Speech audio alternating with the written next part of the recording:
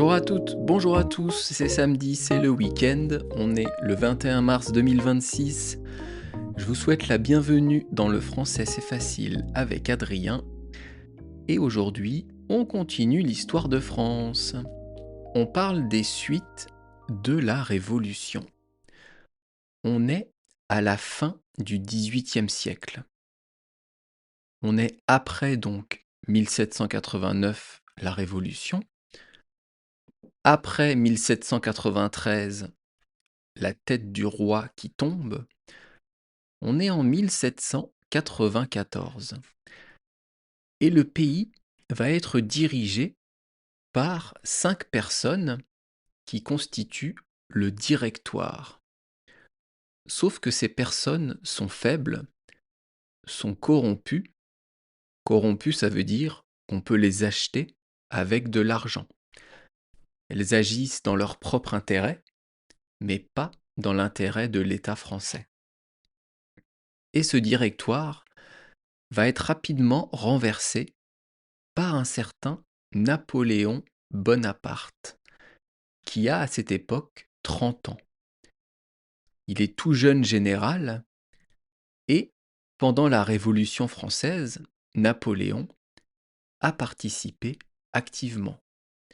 Il devient donc dirigeant de la France à la place du directoire et il va même devenir empereur français, empereur de la France. Les Français ont fait la Révolution, ont coupé la tête de leur roi 5 ans plus tôt, et ils vont avoir après un empereur. Napoléon va être sacré empereur par le pape de l'époque, et il y a une magnifique toile qui décrit cela. C'est une peinture, c'est une toile que vous pouvez voir au Louvre, à Paris. Ça s'appelle Le Sacre, et c'est magnifique. Enfin bref, on revient donc sur Napoléon. L'empereur, donc Napoléon, va faire la guerre dans beaucoup de pays, contre beaucoup de pays. Il va gagner beaucoup de batailles et il va aussi en perdre beaucoup. Napoléon, au début de son règne, au début de l'Empire, va conquérir l'Italie, l'Espagne, une partie de l'Allemagne, la Suisse, les Pays-Bas. Donc la France va être, à cette époque-là, un très grand empire. Et d'ailleurs, lors de sa campagne en Égypte, Napoléon va revenir avec ce qu'on appelle la pierre de Rosette. Cette pierre de Rosette, c'est ce qui va permettre à Champollion de décrire les hiéroglyphes, de décrypter les hiéroglyphes. Alors, les hiéroglyphes, c'est quoi? C'est l'écriture égyptienne, mais du temps des pharaons, qu'on trouvait il y a des centaines, des milliers d'années. Vous savez, c'est ces petits dessins qu'on a retrouvés dans les pyramides. Eh bien, ces dessins, ils ont été décryptés, parce qu'en fait, c'était une langue, par Champollion. Champollion, c'était un monsieur français qui s'est servi de cette pierre pour comprendre les hiéroglyphes. Comment il a pu faire? Parce que sur cette pierre de Rosette, il y avait en fait la transcription en 3 langues du même message. En hiéroglyphe, en grec et en égyptien. Et donc il a pu parvenir comme ça à comprendre les hiéroglyphes. Mais revenons à nos moutons, revenons à Napoléon. Donc je vous disais, Napoléon va avoir de grandes victoires en Europe, dont va faire partie la bataille d'Austerlitz, qui est aujourd'hui d'ailleurs une gare française, une gare de Paris, et des défaites comme Trafalgar et Waterloo, qui vont être des défaites contre l'Angleterre, et on a d'ailleurs maintenant en Angleterre une gare de Waterloo et une place de Trafalgar. Peut-être même une gare d'ailleurs, je sais pas. Donc je vous ai dit, Napoléon va enchaîner, ou plutôt alterner entre victoire, défaite, conquête de royaume, perte de territoire, si bien qu'au final, il va, ou plutôt la France, va perdre l'Espagne, va perdre l'Italie, l'Allemagne, la Suisse va devenir un pays neutre, qu'elle est encore aujourd'hui. La Suisse ne prend pas part, normalement, jusqu'à maintenant en tout cas, dans les conflits mondiaux.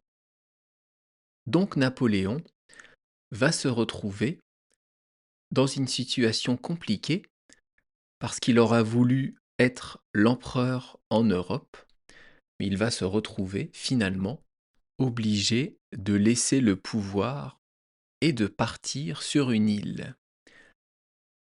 Mais avant ça, Napoléon a quand même fait pas mal de choses pour la France, pour l'État français. C'est lui, entre autres, qui va faire rédiger le Code civil. Le Code civil, c'est un livre qui existe encore aujourd'hui et qui contient toutes les lois françaises. Alors, entre le Code civil sous Napoléon et le Code civil de maintenant, il y a quand même évidemment de grandes différences, parce que les lois ont changé, parce que la société a évolué, mais c'est Napoléon qui a eu l'idée de faire cela. Pourquoi il voulait faire ce Code civil? Parce qu'à l'époque, en France, il y a des lois qui changent suivant les endroits où vous êtes, suivant les régions. Donc il a créé un code, le Code civil, le Code des lois, pour que les lois soient les mêmes partout en France. Napoléon va aussi, comment dire, créer des institutions qui sont encore présentes aujourd'hui. Le Conseil d'État, le Sénat, ce sont des institutions françaises qui garantissent les lois, qui garantissent le bon fonctionnement de l'État, et ça date de Napoléon. Donc on arrive à la fin du règne de Napoléon, où il va partir sur une île, mais il va revenir au pouvoir pendant un peu plus de 3 mois. On appelle ça les 100 jours, parce qu'il était soutenu par une bonne partie de la population française, et finalement, Napoléon va être exilé sur une autre île où il va mourir. Il va être en exil, ça veut dire qu'il va être obligé de partir sur une île. On va l'emmener sur une île pour qu'il puisse mourir là-bas. À la fin du règne de Napoléon Ier, la France est ruinée. La France n'a plus d'argent, comme à chaque fois, j'ai envie de dire. À chaque fois que je vous fais un podcast, que je vous explique un épisode, la France est toujours ruinée. Comme aujourd'hui, la France n'a plus d'argent. Enfin bref, ça c'est anecdotique. C'est assez marrant, je trouve, de voir ça. Et après Napoléon, on a encore eu des rois. Et oui, on a eu le retour de la monarchie, mais un peu différente de celle d'avant. Mais je vous parlerai de tout ça demain. On sera donc là, entre le début et le milieu du 19e siècle. Et maintenant, je vous parle de l'expression du jour en bonne et due forme. On dit plus rapidement en bonne et due forme. Ça veut dire quoi cette expression?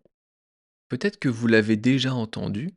Cette expression, elle décrit quelque chose qui est bien présenté, qui est bien écrit, qui va respecter les règles.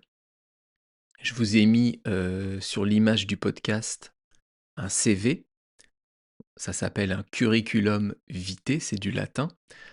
C'est ce que vous allez préparer si vous devez chercher un travail en France. Il y a le nom, les coordonnées, l'historique des métiers que vous avez faits, donc votre expérience professionnelle. On va mettre les compétences, quel logiciel vous savez utiliser, quelles sont vos passions, votre éducation, etc., etc. c'est un papier qui est utilisé pour présenter qui vous êtes et surtout qui vous êtes au niveau professionnel. Et pour un bon CV, eh bien, il y a certaines règles à respecter. Et si vous respectez ces règles, votre CV sera en bonne et due forme. En bonne et due forme, ça s'écrit en bonne, comme le féminin de bon, et due. Due, c'est quelque chose qu'on doit faire, qui est dû. Mais là, il y a un E, puisque forme est féminin. En bonne et due forme. D'ailleurs, je vais vous raconter une petite anecdote, une petite histoire d'une époque où j'ai dû recruter des gens pour ma société. Je cherchais des personnes à recruter pour mon entreprise il y a combien de temps? Bah, il y a 10 ans à peu près. Et à l'époque, j'ai donc cherché des personnes grâce à leur CV, comme le font toutes les personnes qui veulent recruter, qui veulent embaucher. Et il y avait des CV avec beaucoup de fautes d'orthographe. Et ces CV-là, je ne les lisais pas, je ne les regardais même pas, je les mettais à la poubelle. Pourquoi je faisais ça?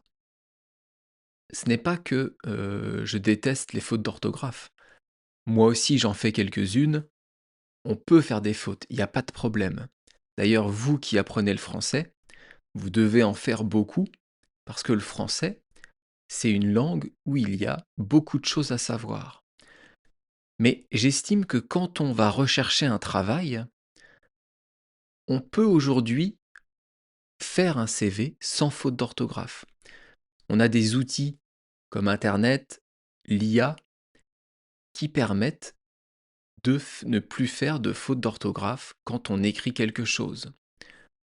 Quand on parle avec quelqu'un, que la personne fasse des fautes de français parce qu'elle apprend le français, c'est tout à fait normal.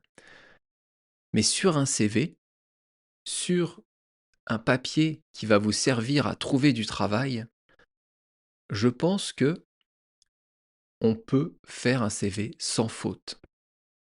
Et même si vous ne savez pas utiliser l'ordinateur, ou que vous avez du mal avec Internet, peu importe, vous aurez toujours quelqu'un que vous pouvez connaître qui pourra vous aider à ne plus faire de fautes d'orthographe. Et sur les CV que je recevais, en plus, c'était des Français, hein. C'était pas des personnes qui étaient étrangères qui voulaient trouver un travail. Donc bref, c'était une petite anecdote pour vous dire que les CV avec des fautes d'orthographe, ce ne sont pas des CV en bonne et due forme.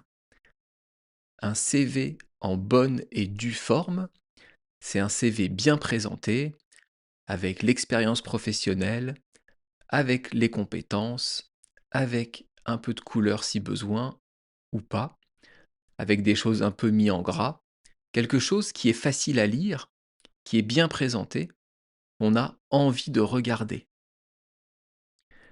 Qu'est-ce qu'on peut avoir d'autre comme exemple en bonne et due forme? Eh bien, si vous devez venir en France, si vous habitez en dehors d'Europe, peut-être que vous aurez besoin d'un visa.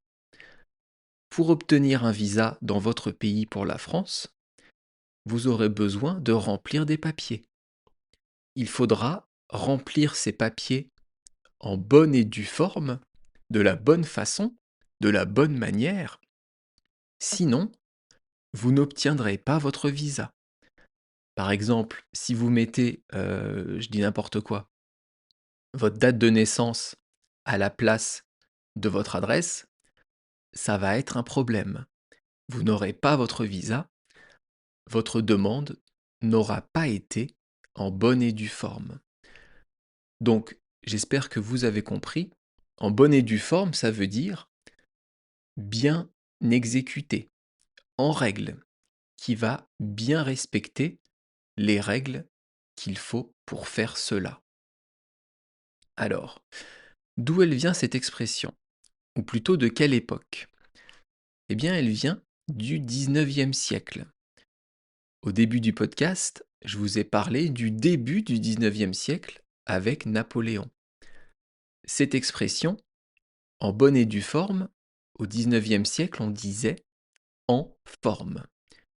Puis, on a rajouté en bonne forme, et enfin, au fur et à mesure du temps, on a rajouté encore et due, donc ça fait en bonne et due forme.